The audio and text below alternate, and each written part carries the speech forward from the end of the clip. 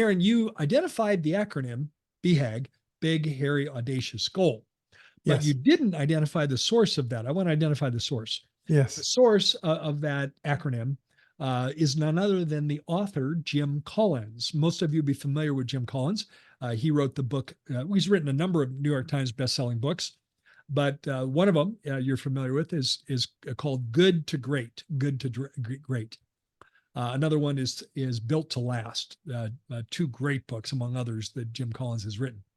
In the book Good to Great, Jim Collins talks about the importance of the companies that made the transition. There were only 11 companies in the Fortune 500 that, in his analysis over 20 years, made the transition from a good to a great company. And when I say made the transition, they met very specific financial performance goals to make the transition from a good company to a great company. There are 11 of them. And he was trying to identify common denominators among those 11 companies. And one of the common denominators, he noticed that the companies that made the transition from good to great always had a BHAG, a big, hairy, audacious goal. Because the benefit of a big, hairy, audacious goal is it's unifying. Your team gets behind it, and it becomes very, very powerful.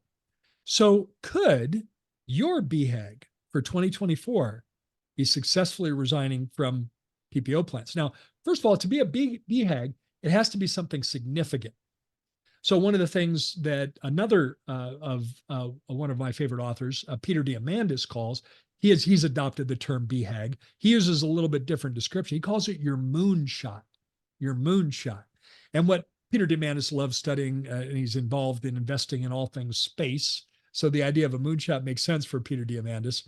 But it goes back to 1962. And it goes back to the Kennedy administration talking about their moonshot.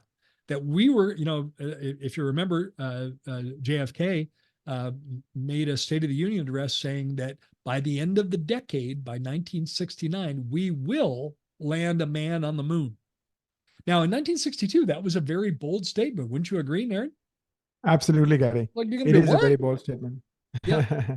So the idea of a BHAG, it has to be something significant. It can't be something, piddly, but something really important. And I believe that successfully resigning from PPO plans is something very important. It will change the trajectory of your practice. It's also not common. What's the most common practice format among dentists in the United States? Being a PPO provider. That's the easy way to go. Sign up and get patients. They didn't tell you that you have to give up 45 to 50% of your revenue to do that. But sign up, get patients, and practice. Speaking of Peter Diamandis, he does a lot of moonshot projects. And one of the projects he started, which I'm sure many of you are familiar with, is called the X Prize.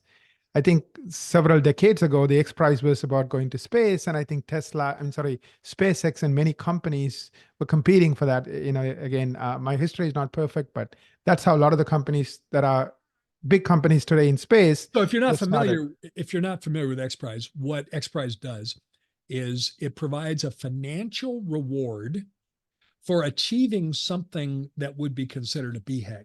Yeah. Something. BHAG for humanity, like not just for a company. Well, initially it had more to do with space because the very first X Prize was about building an airplane that could go to the edge of the atmosphere and return back to Earth and carry a payload of at least 750 pounds. And it had to be done 2 times within a certain period of time. So it couldn't be just a one-off. One-off, right.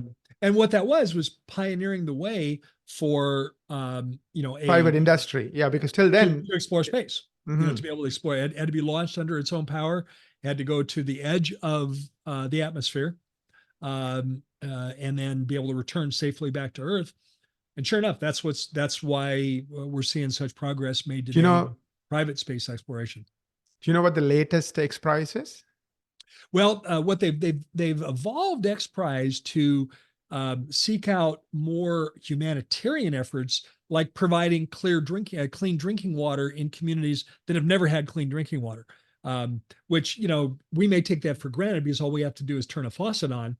But in many parts of the world, clean drinking water is the number one, or dirty drinking water is the number one reason for poor health and deaths because of not having, drinkable water. So Right. it is a BHAG if it's never been able to be done before in that area. But what is the most recent one? Yeah, the most recent one, Gary, is it's a 7-year commitment. $101 million is the price. And I think the first prize winner gets so much and so forth. And it's about increasing health span. So I'm sure many of you have heard of this term health span, right? Lifespan is how long you live, but health span is how long do you live healthily, meaning you're not, confined to your room and just moving like a few feet, but rather you're going out, you're enjoying You're life, you active really late in life. active late in life. So I think this is all about companies that are going to find breakthroughs to increase health span for humanity. So I think Yeah. that'll be a game changer. I think this would be big because that is, I think, the next frontier in health. Like, how do we all live longer, healthier?